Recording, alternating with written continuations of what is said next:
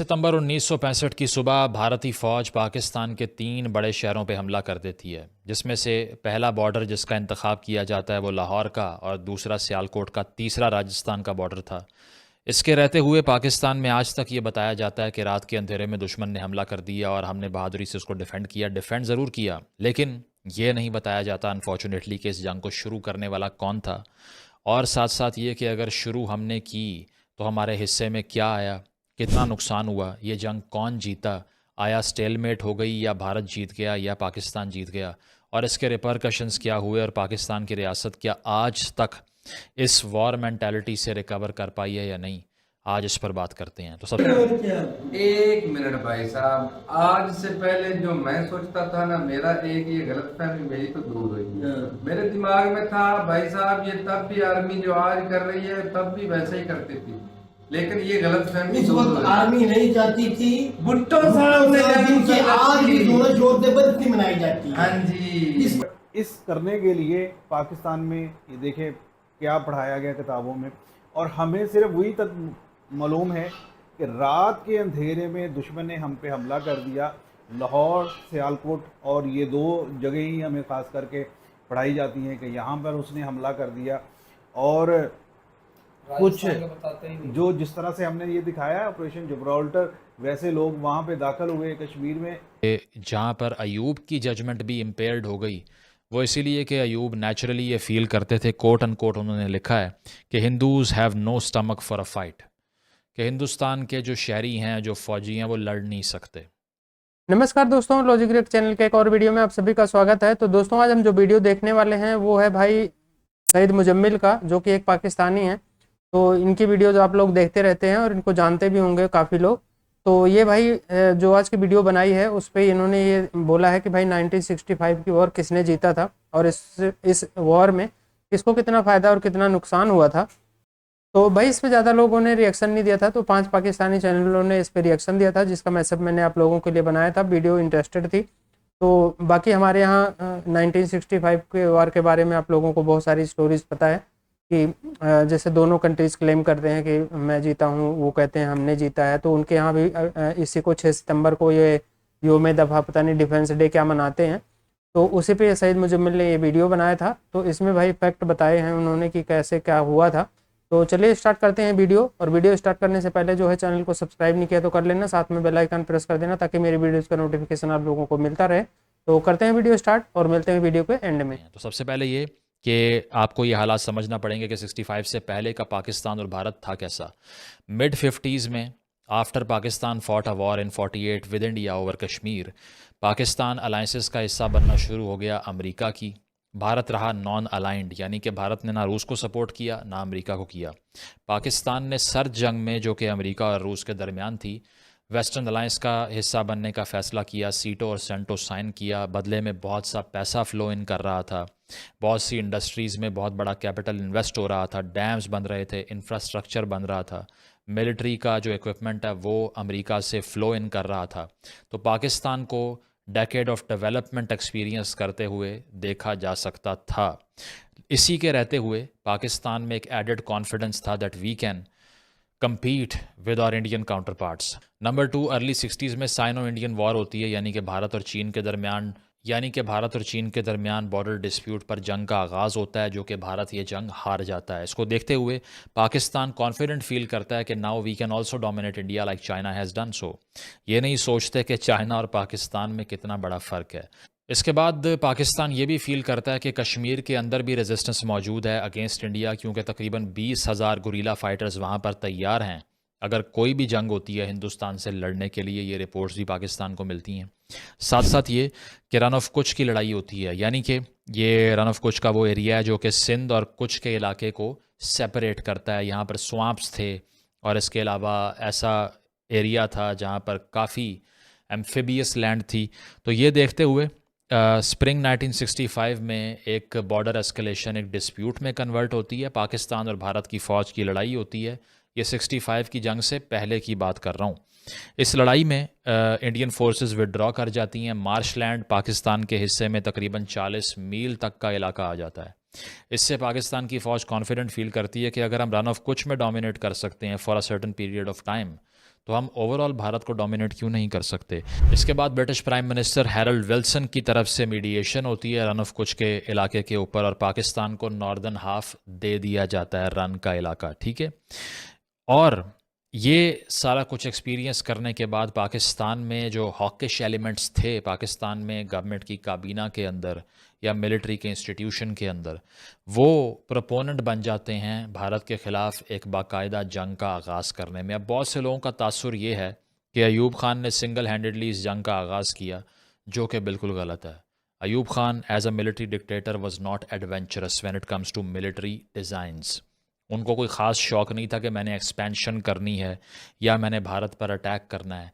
In fact वो ऐसे general थे जो कि एक लिमिटेड माइंडसेट में रह के ऑपरेट करने के आदी थे, जिनको एक्सपेंशनिज्म से कोई इंटरेस्ट नहीं था।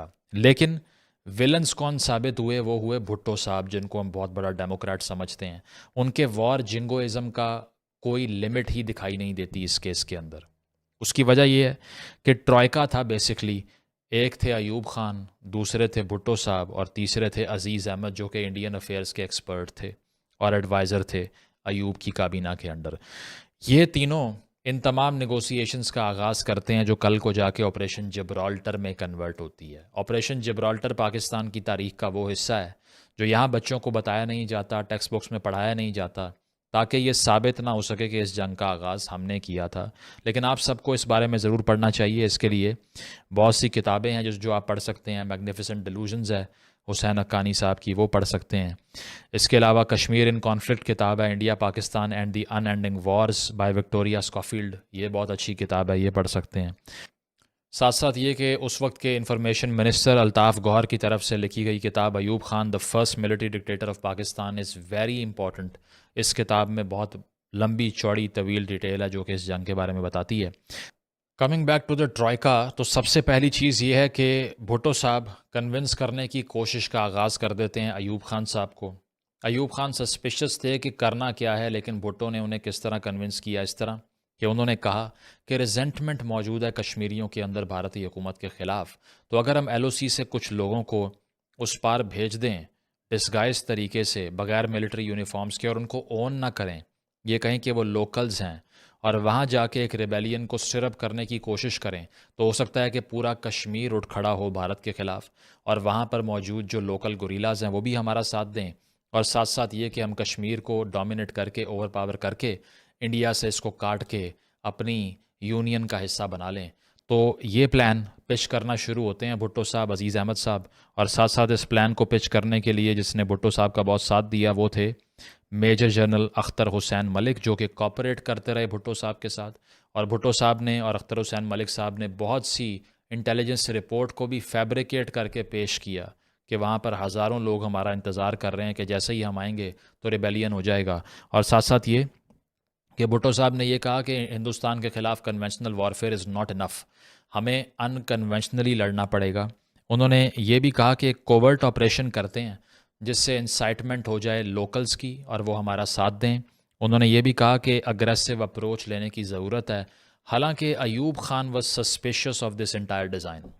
शायद आप सरप्राइज़ हों ये देख के, लेकिन अयूब ख़ान साहब को इस सब में डाउट की बू आ रही थी। वो ये देख रहे थे कि ये अगर सक्सेसफुल ना हुआ तो फिर क्या होगा, क्योंकि हर एक क्रिटिकल थिंकर को हर इस तरह के डिज़ाइन को क्रिटिकली देखना चाहिए। लेकिन भुट्टो साहब अपने वॉर के जिंगोइज़म में मुकम्मल तौर पे कन्विंस थे कि नहीं, हमने ये हर सूरत करना है और साथ साथ अग्रेसिवली करना है। और इसमें अल्ताफ़ गौहर साहब अपनी किताब में ये भी लिखते हैं कि जहाँ पर अयूब की जजमेंट भी इम्पेयर्ड हो गई वो इसीलिए कि अयूब नेचुरली ये फील करते थे, कोट एंड कोट उन्होंने लिखा है कि Hindus have no stomach for a fight, कि हिंदुस्तान के जो शहरी हैं, जो फ़ौजी हैं, वो लड़ नहीं सकते।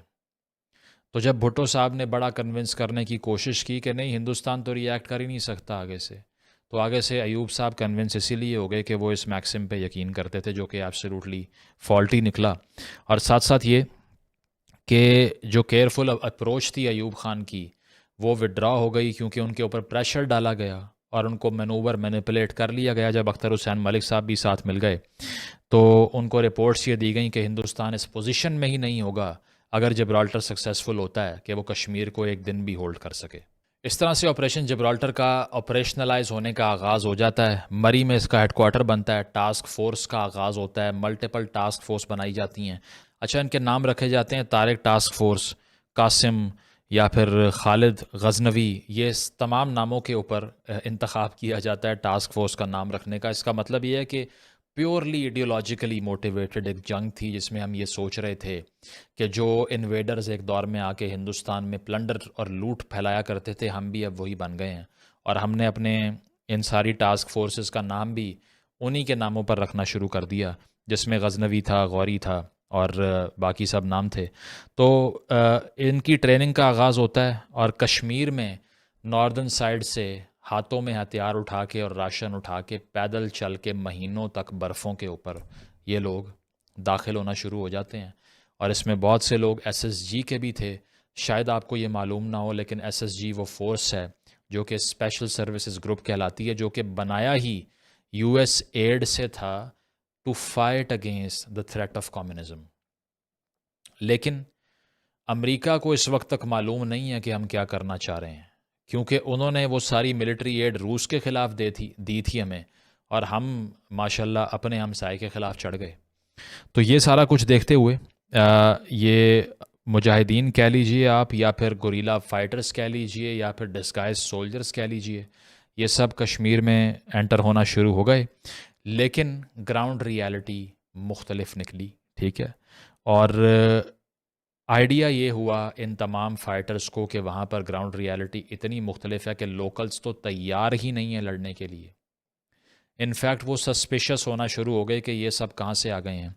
तो इस पर अल्ताफ़ गौहर साहब भी लिखते हैं कि रात के अंधेरे में अक्सर ये मुजाहिदीन जब लोकल कश्मीरियों के पास जाया करते थे कि हम तुम्हें आज़ाद करवाने आए हैं, तो वो आगे से खौफज़दा होकर इंडियन अथॉरिटीज़ को रिपोर्ट कर दिया करते थे कि ये पता नहीं कौन लोग हैं, क्योंकि वो लोग सोचते थे कि यार अगर हम पकड़े गए तो हमें भी मार पड़ेगी, तो इनको तो पकड़वाओ उनके हाथों। तो लोकल्स ने ही इन तमाम फ़ाइटर्स को इंडियन अथॉरिटीज़ को रिपोर्ट करना शुरू कर दिया, इंटेलिजेंस प्रोवाइड करना शुरू कर दी। कोई बकरियां चराने वाला है जिसने पहाड़ पर कुछ लोगों को आते हुए देख लिया है, या फिर कोई दुकानदार है। उसकी वजह यह है कि वो इतना इजीली आइडेंटिफाई होना शुरू हो गए, क्योंकि ना उनको कश्मीरी ज़ुबान बोलनी आती थी, ना वो विजिबली कश्मीरी लगते थे, और ना उनका लहजा और डायलेक्ट वैसा था। तो इंटेलिजेंस ऑपरेशन इतना पुअर था कि बग़ैर वहाँ के लोगों की तरह का भेस बदले, उनकी ज़ुबान सीखे, आपने इतने बड़े नंबर को वहाँ भेज दिया जो कि उनमें मिक्स नहीं हो पाए और रिपोर्ट होना शुरू हो गए। बदले में क्या हुआ कि इंडिया अलर्ट हो गया और लोकल अथॉरिटीज़ की तरफ से अलर्ट कर दिया गया इंडियन फोर्सेस को। इंडिया ने रिएक्ट करने के बाद रूट्स को ब्लॉक करना शुरू कर दिया ताकि मज़ीद मुजाहिदीन एंटर ना हो। यहाँ तक कि मुजफ्फराबाद भी थ्रेटन होना शुरू हो गया कि कहीं इंडिया कैप्चर ना कर ले उसको। और पाकिस्तान का ऑन द कॉन्ट्ररी प्लान क्या था? पाकिस्तान का प्लान ये था कि ये तमाम फोर्सेस वहाँ पर जाएंगी, सलाहुद्दीन फ़ोर्स के नाम से जो बटालियन थी वो ये करेगी कि तकरीबन 8 अगस्त के दिन, यानी कि ये 6 सितंबर से 1 महीने से पहले से हो रहा था। अब हमने डिफेंस डे तो 6 सितंबर को मनाया है, लेकिन अगस्त के आगाज़ में ही हम अपनी फोर्सेस को वहाँ पर भेज चुके थे, ठीक है।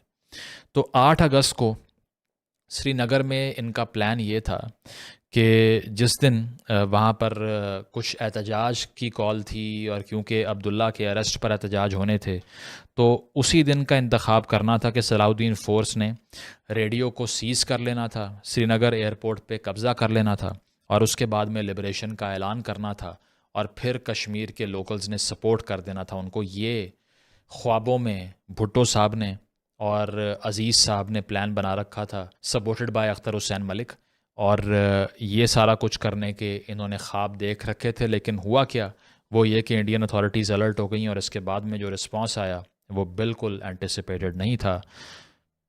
ऑपरेशन जिब्राल्टर के अलावा एक और ऑपरेशन का भी प्लान किया गया था जिसका नाम था ऑपरेशन ग्रैंड स्लैम। और ग्रैंड स्लैम का डिज़ाइन क्या था? उसका डिज़ाइन ये था कि वो ये सोच रहे थे कि हम अटैक करेंगे कम्युनिकेशन लाइंस को जो कि पूंछ में और नौशहरा में मौजूद है हिंदुस्तान में। साथ साथ ये कि अखनूर ब्रिज जो मौजूद है चिनाब रिवर के किनारे, उसको हम कैप्चर कर लेंगे, पोजेस कर लेंगे, और उसके बाद जम्मू और कश्मीर का तमाम रास्ता, तमाम जोग्राफिकल कनेक्शन हिंदुस्तान से काट के इंडियन आर्मी को एक तरफ लद्दाख और दूसरी तरफ इस साइड पर दरमियान में फंसा के मारेंगे, ठीक है, ये प्लान था। इसकी अभी अप्रूवल नहीं हुई थी, अभी जिब्राल्टर फुल स्केल पर जारी था। और साथ साथ ये कि दूसरी तरफ जब हिंदुस्तान में आइडिया हुआ कि मुजाहिदीन घुस आए हैं, क्योंकि लोकल्स ने रिपोर्ट कर दिया, तो लाल बहादुर शास्त्री जो उस वक्त के वज़ीर आज़म थे, उन पर एक मैसिव प्रेशर और क्रिटिसिज्म हुआ कि आपने इतना ठंडा रिस्पॉन्स दिया है, अग्रेसिवली रिएक्ट ही नहीं किया, या आपने ये टॉलरेट कैसे कर लिया, आप क्या एक्शन ले रहे हैं उन लोगों को ड्राइव आउट करने में। तो इस सारे इशू के ऊपर 16 अगस्त को, वे बिफोर 6 सितंबर, 16 अगस्त को दिल्ली के अंदर 1 लाख लोगों ने लाल बहादुर शास्त्री के ख़िलाफ़ प्रोटेस्ट किया, एहतजाज किया कि आपने जो रिएक्शन दिया है वो बहुत ही बेनाइन रिएक्शन है, हार्मलेस रिएक्शन है। तो एक सरकार के नाते हमारा क्या जवाब हो सकता है सिवाय इसके कि हम हथियारों का जवाब हथियारों से दें। सो ग्रेजुअली बिल्डिंग अप 28 अगस्त को हिंदुस्तान ने हाजी पीर पास पे ऑपरेशन शुरू कर दिया और उसको कैप्चर कर लिया। बहुत सी इंपॉर्टेंट हिल्स को कैप्चर करना शुरू कर दिया कश्मीर रीजन के अंदर, जिससे पाकिस्तान के सेटबैक्स शुरू हो गए और जिब्राल्टर जो है वो फेलियर में रिज़ल्ट करना शुरू हो गया, क्योंकि लोकल्स ने एक तो पकड़ना शुरू कर दिया लोगों को, इंटेल ऑपरेशन फेल हो गया और सारे मुजाहिदीन जो भेजे गए थे आइडेंटिफाई होना शुरू हो गए, और हिंदुस्तान ने सप्लाई लाइंस भी काटना शुरू कर दी और आगे से काउंटर अटैक लॉन्च करना शुरू कर दिया। जिब्राल्टर के इस फेलियर के बावजूद उस वक्त के कमांडर इन चीफ जनरल मूसा की तरफ से कहा गया भुट्टो साहब को कि आप प्लीज़ मुझे अयूब खान साहब से ऑपरेशन ग्रैंड स्लैम की भी अप्रूवल लेके दीजिए, ताकि मैं ओवरऑल कश्मीर पे एक कब्ज़ा करने का जो हमारा प्लान है उसको एग्जीक्यूट कर सकूं। और भुट्टो साहब उस वक्त उस लॉबिंग में मसरूफ़ थे, बजाय इसके कि इस स्टेज पे भी 6 सितंबर से पहले कुछ ना कुछ एक्ट करके डैमेज कंट्रोल कर लेते, नहीं किया।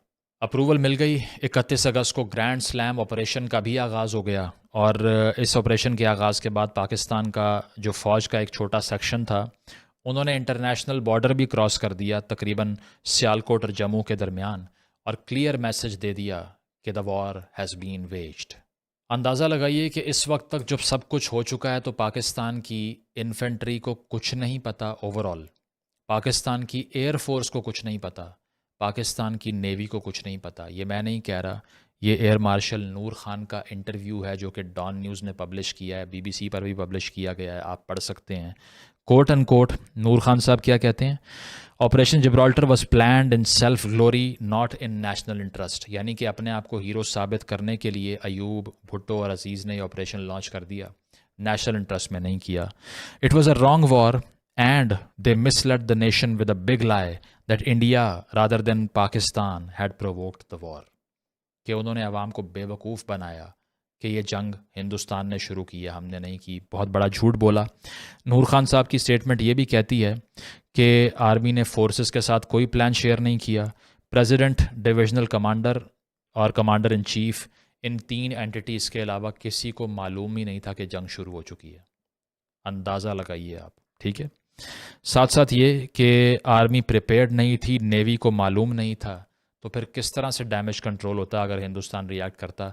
लेकिन इन तमाम अफसरान ने जो कि इस सारे एडवेंचर में इन्वॉल्व थे, उन्होंने ये एक्सपेक्ट ही नहीं किया कि हिंदुस्तान इंटरनेशनल बॉर्डर पे रिस्पॉन्ड कर देगा, because they thought of the Indian army as a very weak entity at that stage which was proven absolutely wrong.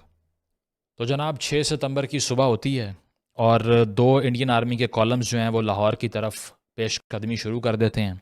साथ साथ ये कि एक कॉलम सियालकोट की तरफ जाता है और पाकिस्तान एयरफोर्स की बेसिस पर हमले शुरू हो जाते हैं। So Pakistanis turns out are taken by absolute surprise. जो ब्लिट्सक्रीग कहा करता था ना जर्मन आर्मी वाले, कि अचानक से without letting the enemy know एक चीज़ प्लान करके ऑपरेशन लॉन्च कर देना, वही हो गया। क्योंकि टॉप ब्रास ने ये एक्सपेक्ट ही नहीं किया था कि एक ऐसी जंग जो कि कश्मीर की डिस्प्यूटेड टेरिटरी में लगाई जा रही है वो इंटरनेशनल बॉर्डर्स तक पहुंच जाएगी, जो कि पहुंच गई। लाहौर पर 3 pronged अटैक हुआ 3 जगहों से, वाघा से, बेदियाँ से और जसड़ पिंड से। और इसके साथ साथ आगे से अगर पाकिस्तान के रिएक्शन की बात की जाए वो भी बहुत सॉलिड था। आप ये नहीं कह सकते कि पाकिस्तान की जो फ़ौज थी वो ब्रेवली लड़ी नहीं, बिल्कुल ब्रेवली लड़ी। लेकिन जिन लोगों ने ये ऑपरेशन प्लान किया, जो कम्युनिकेशन का डिबैकल था, जो एडवेंचरस सोच थी, उसने बहुत बड़ा डैमेज कर दिया। 3 दिन तक पाकिस्तान की फ़ौज ने लाहौर के फोर्ट्रेस को होल्ड करके रखा, ठीक है, पेशकदमी होने नहीं दी हिंदुस्तान की। Apart from a few kilometres. साथ साथ ये कि सितंबर 11 की अगर मैं बात करूं, यानी कि जंग के 5 दिन बाद, तो पाकिस्तान ने क्लेम करना शुरू कर दिया कि हमने खेम खरन को कैप्चर कर लिया है, जो कि अमृतसर और फ़िरोज़पुर के दरमियान वाक़ है। इंडिया ने क्लेम किया कि हमने बरकी का जो कस्बा है उसको कंट्रोल कर लिया, जो आज भी लाहौर के पास मौजूद है, BRB कनाल के पास। तो उस वक्त दोनों तरफ से टेरिटोरियल क्लेम्स भी जारी थे। कोई कह रहा था कि हमने ये जगह ले ली है, हम इसको डिनाई करते हैं। तो दोनों तरफ से अपोजिंग क्लेम्स आने का सिलसिला भी जारी था। सियालकोट की अगर मैं बात करूं तो वहाँ पे 600 टैंक्स की बैटल हुई, बहुत बड़ी टैंक बैटल थी। ये भी कहा जाता है कि वर्ल्ड वॉर 2 के बाद शायद सबसे बड़ी टैंक बैटल इस रीजन में हुई। तो इस बैटल में भी एब्सोलूट स्टेलमेट की कंडीशन थी, एयरफोर्स ने असिस्ट किया। और साथ साथ ये कि अगर सिंध और राजस्थान के बॉर्डर की बात की जाए तो 8 सितंबर की रोज़ हिंदुस्तान ने गादरों पे अटैक कर दिया और अमृतसर को पाकिस्तान कैप्चर करने वाला था। लेकिन जब इंडिया ने ये सारी सिचुएशन देख के अपने डैम के फ्लड गेट्स खोल दिए, क्योंकि एक और इशू भी पाकिस्तान को दरपेश है, वो ये है कि पानी हिंदुस्तान से पाकिस्तान की तरफ फ़्लो करता है। India is upper riparian, Pakistan is lower riparian.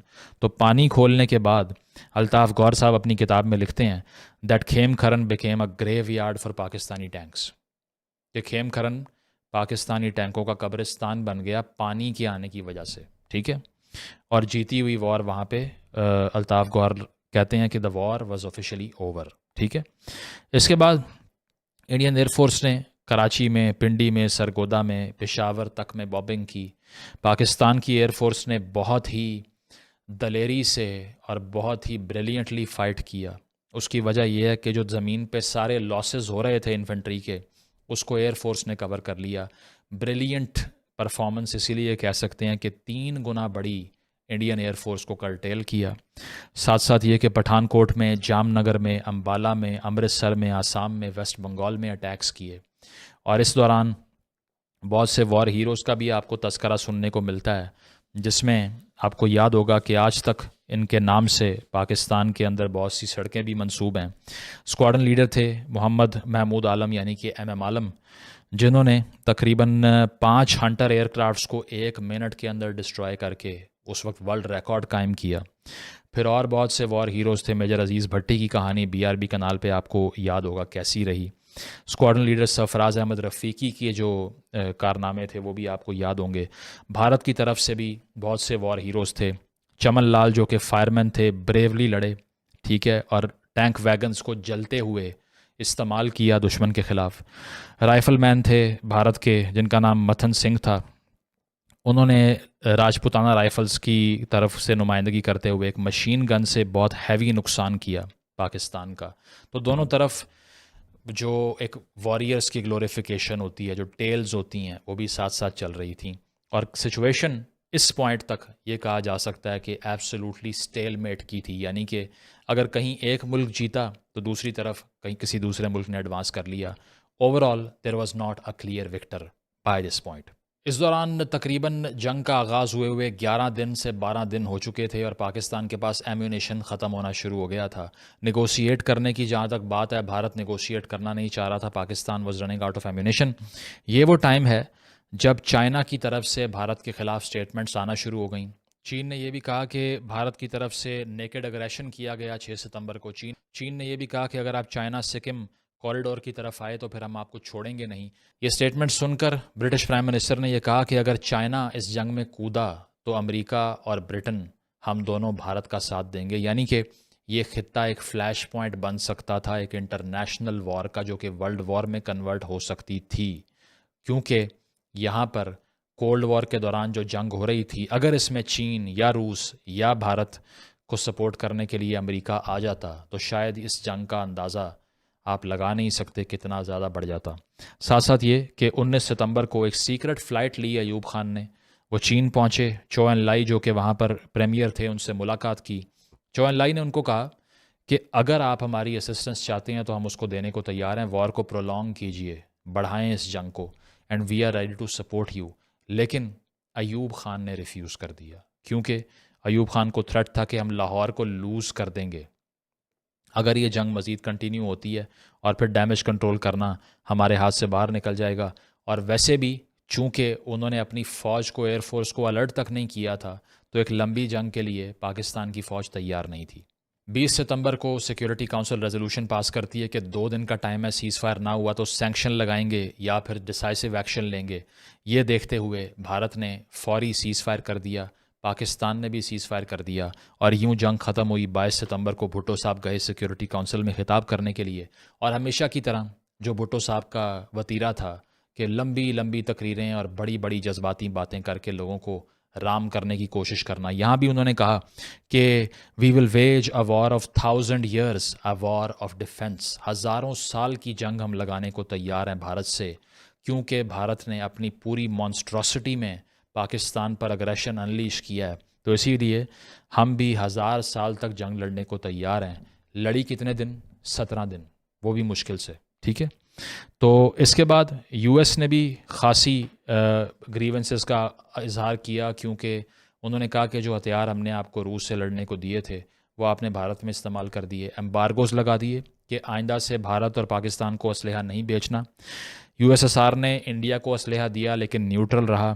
चीन ने पाकिस्तान को सपोर्ट करने की कोशिश की, पाकिस्तान ने सपोर्ट से जब इनकार किया तो चीन भी ठंडा हो गया। ये था इस सारी जंग का लुबे लुबाब। लॉसेस की बात करें तो बीबीसी की रिपोर्ट ये कहती है कि बेशक पाकिस्तान ने बड़े हैवी लॉसेस क्लेम किए भारत की साइड पे और भारत ने पाकिस्तान की साइड पे, लेकिन इंडिपेंडेंट रिपोर्टिंग ये कहती है कि Hindustan 1900 square mile territory capture करने में कामयाब हुआ, पाकिस्तान 540 स्क्वायर माइल कैप्चर करने में कामयाब हुआ टूवर्ड्स द इंडियन बॉर्डर। 2800 लोग, 2800 फ़ौजी हिंदुस्तान के मरे, 5800 जानें पाकिस्तान के फ़ौजियों की गईं। 97 टैंक्स हिंदुस्तान के डिस्ट्रॉय हुए, 450 टैंक पाकिस्तान के डिस्ट्रॉय हुए। इस तरह हिंदुस्तान के 7 लाख फ़ौजियों ने जंग लड़ी, पाकिस्तान के 2.5 लाख फ़ौजियों ने जंग लड़ी, यानी कि 3 गुना तकरीबन कम भारत से। 17 दिन की ये जंग स्टेलमेट में रिज़ल्ट होकर ख़त्म हो गई। लेकिन अगर आप ये देखें कि ये जंग लगाने वाला पाकिस्तान था और बदले में पाकिस्तान को कुछ नहीं मिला, तो इसको हार तसव्वुर कर सकते हैं। लेकिन बहुत ही वेलर के साथ और ब्रेवरी के साथ पाकिस्तान के फ़ौजियों ने पाकिस्तान की टेरिटरी को डिफ़ेंड किया। अनफॉर्चुनेटली जिन लोगों ने 6000 पाकिस्तानियों को मरवा दिया उनका कोई एहतसाब नहीं हुआ। किसी ने नहीं पूछा कि तुम्हें हीरो बनने के लिए किसने कहा था। नहीं सवाल हुआ भुट्टो साहब से कि आप कौन होते हैं पूरे मुल्क की तकदीर का फ़ैसला करने वाले विदाउट टेलिंग द पीपल। नहीं पूछा, और इतने बड़े लॉसेस पाकिस्तान ने सहे और इसके बाद में ताशकंद डिक्लेरेशन को साइन कर लिया। उस डिक्लेरेशन के हवाले से अगर कुछ पॉइंट्स मैं आपको बताऊं तो 10 जनवरी 1966 को पाकिस्तान की तरफ से और भारत की तरफ से यूएसएसआर यानी कि उस वक्त के रूस में जाकर इस डिक्लेरेशन को साइन किया गया, और इसमें ये कहा गया कि तमाम जो पर्सोनल्स हैं उनको हम विड्रॉ कर रहे हैं। ये भी कहा गया कि कोई प्रोपेगेंडा एक दूसरे मुल्क के ख़िलाफ़ नहीं किया जाएगा जो आज तक हो रहा है। ठीक है, ये भी कहा गया कि इकोनॉमिक और ट्रेड रिलेशंस को रीस्टोर करने के लिए इक़दामात किए जाएंगे, आज तक नहीं हो रहे। ये भी कहा गया कि दोनों रियासतों के जो बड़े हैं वो आपस में मिलते रहेंगे कोऑपरेट करने के लिए, दोस्ताना ताल्लुकात को प्रमोट करने के लिए, लेकिन आज तक ऐसा नहीं हो रहा। इस एग्रीमेंट की साइनिंग के बाद भुट्टो साहब ने आवाम को ये बताया कि दरअसल अयूब खान साहब ने आपके मुल्क को जाके उधर बेच दिया है, इसी वजह से ये गद्दार वतन है और मैं इनका अब साथ नहीं दूंगा। और उसके बाद में उन्होंने पीपल्स पार्टी का आगाज़ कर दिया जो आज तक जमहूरियत की स्ट्रगल कर रही है। इंडिपेंडेंट हिस्टोरियंस क्या कहते हैं इस बारे में? वो ये कहते हैं, जिस तरह से डेनिस कॉक्स की एक रिपोर्ट है, वो ये कहते हैं कि although both sides lost heavily in man and material and neither gained a decisive military advantage, India had the better of the war. Delhi achieved its basic goal of thwarting Pakistan's attempt to seize Kashmir by force. Pakistan gained nothing from a conflict which it had instigated. यानी कि पाकिस्तान को कुछ ना मिला एक ऐसी जंग से जिसका आगाज़ उन्होंने खुद किया था। इंग्लिश हिस्टोरियन जॉन के ये कहते हैं, the war lasted barely a month, Pakistan made gains in the Rajasthan desert but its main push against India's Jammu Srinagar road link was repulsed and Indian tanks advanced to within a sight of Lahore. Both sides claimed victory but India had most to celebrate. यानी कि ये भी कहते हैं कि हिंदुस्तान ने ज़्यादा losses inflict किए और विक्ट्री का क्लेम उनका हमसे बड़ा है। स्टैनली वुलपर्ट जो कि बड़े ऑथेंटिक हिस्टोरियन हैं, वो ये कहते हैं, the war ended in what happened to be a draw when the embargo placed by Washington on US ammunition and replacements for both armies forced cessation of conflict before either side won a clear victory. यानी कि दोनों में से कोई एक भी इससे पहले कि जीतता पहले ही सीज़ फायर हो गया। India, however, was in a position to inflict grave damage to, if not capture, Pakistan's capital of the Punjab when the ceasefire was called. यानी कि लेकिन जब जंगबंदी हुई उस वक्त हिंदुस्तान इस पोजीशन में था कि लाहौर पे कब्ज़ा कर लेता। And controlled Kashmir strategic उड़ी पूंछ bulge much to Ayub's chagrin. तो कह सकते हैं कि स्टैनली वुलपर्ट ने भी ये कहा कि ये वॉर स्टेलमेट में एंड हुई, कोई नहीं जीता। इसीलिए दोनों तरफ से अगर कोई क्लियर विक्ट्री को सब्सटेंशिएट करने की, अनाउंस करने की कोशिश करता है, गलत कहता है। इस जंग से नुकसान क्या हुआ? नुकसान ये हुआ कि पाकिस्तान की इकनॉमिक ग्रोथ रुक गई, पाकिस्तान ने मिलिटरिटी सोचना शुरू कर दिया और पाकिस्तान ने अपने तमाम जो तरक्की की एक पूरी दहाई थी उसका सारा खून चूस के इस जंग पे झोंक दिया। 6000 लोगों को मरवा दिया और मिला कुछ भी नहीं, और हर तरफ से सैंक्शन लग गए, सपोर्ट बंद हो गई, आइसोलेट होना शुरू हो गया। 6 साल बाद आधा पाकिस्तान 71 में टूट गया।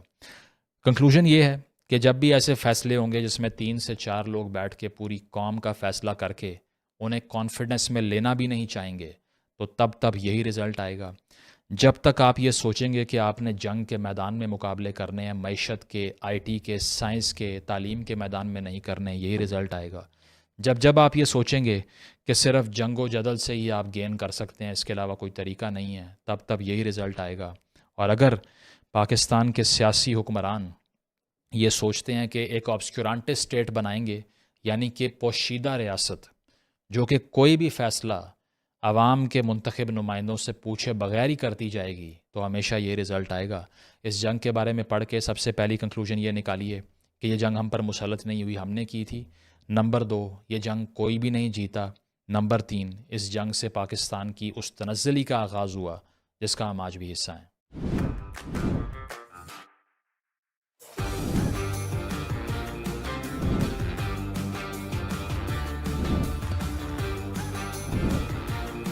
वीडियो खत्म हो गई, बहुत ही बढ़िया अंदाज में जो है वो वीडियो बनाएगी और भाई बहुत ही अच्छे से समझाया, और जो बड़े बड़े नाम है उनके ओपिनियन भी बता दिए कि वो ये वार को डिक्लेयर करते हैं भाई कौन जीता कौन हारा, तो सारे ओपिनियन भी हमारे पास रखे।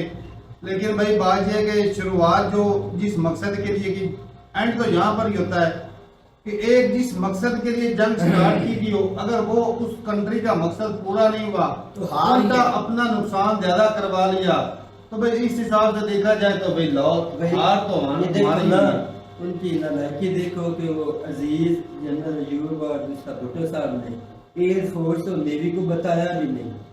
यहाँ पर एक मिनट भाई साहब, आज से पहले जो मैं सोचता था ना, मेरा एक ये गलतफहमी मेरी तो दूर हुई। मेरे दिमाग में था भाई साहब ये तब भी आर्मी जो आज कर रही है तब भी वैसे ही करती थी, लेकिन ये गलतफहमी इस वक्त आर्मी नहीं चाहती थी, भुट्टो साहब ने आज भी दोनों जोर से बरसी मनाई जाती है। हाँ जी, इसको हीरो माना जाता है। अयूब खान ने उस वक्त इनकार किया, चाहते नहीं थे, ढीले रहे, पीछे रहे, उनको मजबूर किया गया, लॉलीपॉप दिया गया, ख्वाब दिखाया। तारक भाई, भुट्टो ने अपना जनरल अयूब ने अपने दौरे हुकूमत में 4 डैम बनाए 11 साल में। किसी भी दुनिया की जो मिट्टी का सबसे बड़ा तबदीला डैम बना, अचीवमेंट है। इसमें पाकिस्तान में 1950 तक ना बहुत ज्यादा ना तरक्की कर रहा था। जितने ये मिल वाले बंदे थे मईशत वाले, इनको सालों भुट्टो ने गवर्नमेंट के ताले में ले लिया कि आप जो भी काम करेंगे, जो भी मिल फैक्ट्री लगेगी ना, गवर्नमेंट के ताले के अंदर लगेगी। मुल्क एकदम से बैठ गया। जंग से ज्यादा भुट्टो ने लॉस पहुंचाया।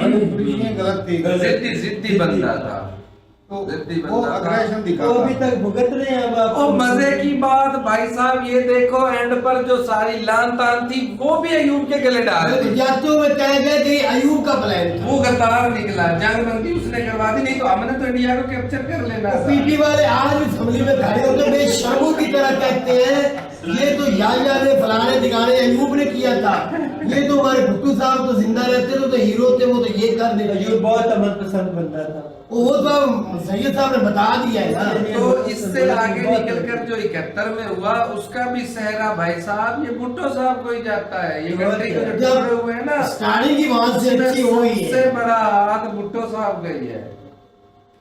चलो है भुट्टो, मैं भुट्टो हूँ। नादर भाई नहीं 70 अब मैं आगे जो बोलूंगा ना नहीं, नहीं, सर वो लफ्ज ना दे मैं 70 कंपनियां थी उस टाइम अफ्रीका से दुबई से लोग आके पाकिस्तान में काम करते थे मतलब यार कराची में आ कर रहे थे गए भाई साहब। कराची जिस तरह दुबई का एयरपोर्ट हाँ। इस्तेमाल होते हैं पाकिस्तान ऐसे, में बिल्कुल तो मेजर साहब नहीं कह रहे थे कि वक्त आ गए पाकिस्तान का कराची बहुत ज्यादा तरक्की कर रहा है 70 कंपनियां थी भुट्टो उठा के गवर्नमेंट के दायरे में ले लिया अपने दौर में अपने दौर की बात कर लो कि अब ये ठीक क्या है। तो एकदम से उन्होंने बोला कि हमें यहाँ तो आपके अंडर काम नहीं करना वो 70 की 70 जहाज वापस शुरू में मैं देख रहा था शुरू में देख रहा था कि ये 4 रुपए का एक $1 होता 4 रुपए से हाँ $1 4 रुपए था पाकिस्तान के तो कितना $4 नीचे गिरे हम अब अंदाजा लगा 300 के करीब चला गया तो अब तो खत्म हो गया यहाँ पर तो ये हालत होगी भाई हमारी इकॉनमी की भाई जंग जो है ना वो एक मैं जनरली सुन रहा था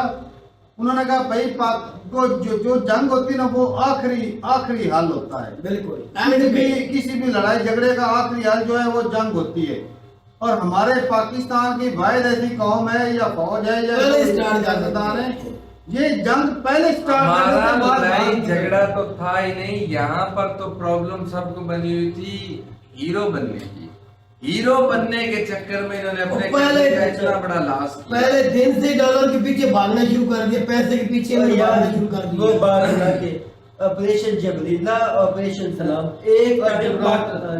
एकदम पाकिस्तान पे इतना वही एसेट्स है। नहीं था असला भी नहीं था 2 जगह पे जंग छेड़ दी भुट्टो तो साहब 17 दिन वो भी अभी भी कहता है इनके पास कितना असला है कुछ लड़ दो मर दो ये कर दो वो कर दो कौन सबब बना जंग का, किसने जंग की, कौन जीता कौन हारा, इस सारी एक जो कहानी है, एक जो प्रोसेस है जो पाकिस्तानियों के दिमागों में कुछ और है और हिंदुस्तानियों के दिमागों में कुछ और है। देखिए ये जो जंग होती है, ये जंग और उसका जो नतीजा है ये मॉरली ऐसा होता है कि इसका जो सबक है वो हमेशा पढ़ाया जाता है। एक बार होगी 1965 में, आज तक जब भी ये दिन आएगा और उस दिन के टाइम पे जो जीतने वाला है वो कहेगा हाँ देखिए वो देखो सिर्फ इतना कर देना ही काफ़ी है। और इस करने के लिए पाकिस्तान में ये देखिए क्या पढ़ाया गया किताबों में, और हमें सिर्फ वही तक मालूम है कि रात के अंधेरे में दुश्मन ने हम पे हमला कर दिया। लाहौर, सियालकोट और ये 2 जगह ही हमें ख़ास करके पढ़ाई जाती हैं कि यहाँ पर उसने हमला कर दिया।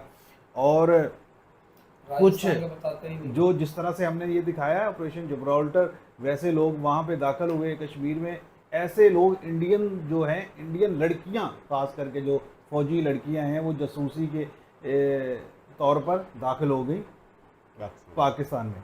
अब पाकिस्तान ने बड़ा मजबूती से दिफा किया और दिफा किया भी एक टाइम पे, और उस दिफा को कहते हैं कि वो इंडियन मेजर है वो चाय पीना चाहते थे यहाँ पे, लेकिन यहाँ पे चाय वो नहीं पी सके।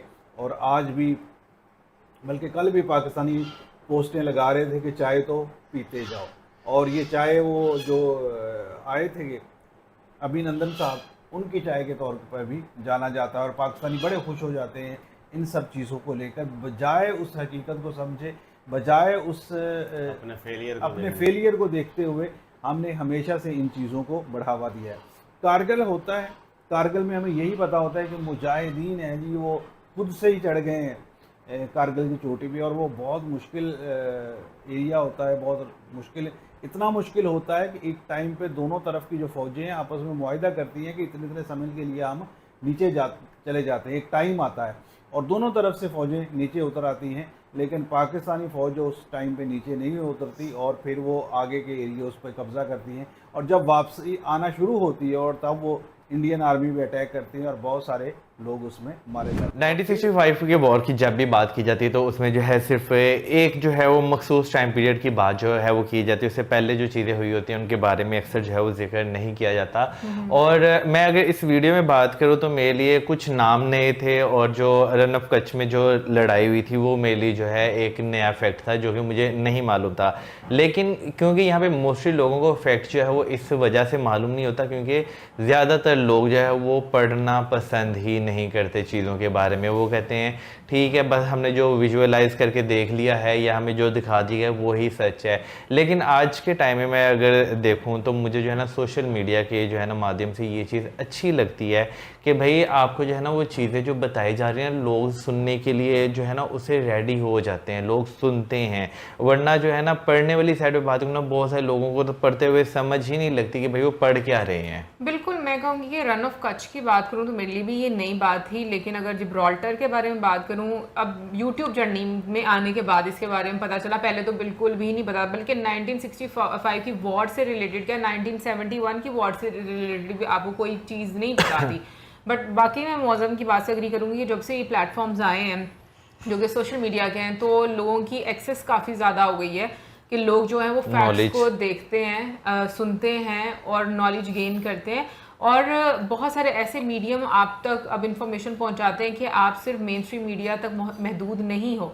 और आज की वीडियो की बात करें तो मुझे सबसे ज़्यादा जो मैं कहूँगी कि एक कमी लगती है वो यही लगती है कि हमारे यहाँ पर ना एक ट्रेंड है स्टार्टिंग से ही, कि मैं ये चीज़ अपने बड़ों में भी देखती हूँ कि वो जिन लोगों को उन्होंने एक रुतबा दे दिया है ना, बस वो ही सही है। अब उसके लिए कुछ ये नहीं सोचना उन्होंने अपना माइंड लगा कर कि क्या ये नेगेटिव हो सकता है, क्या ये अपने ही फायदे के लिए गलत डिसीजन ले सकता है, क्या लोगों की भलाई के लिए काम कर रहा है या नहीं कर रहा। नहीं, वो बिल्कुल इस चीज़ को फिल्टर नहीं करेंगे। वो बस ये करेंगे उसका जो भी डिसीजन है ना वो बिल्कुल ठीक है। ये मेंटालिटी बहुत टाइम से पाकिस्तान में चलती आ रही है।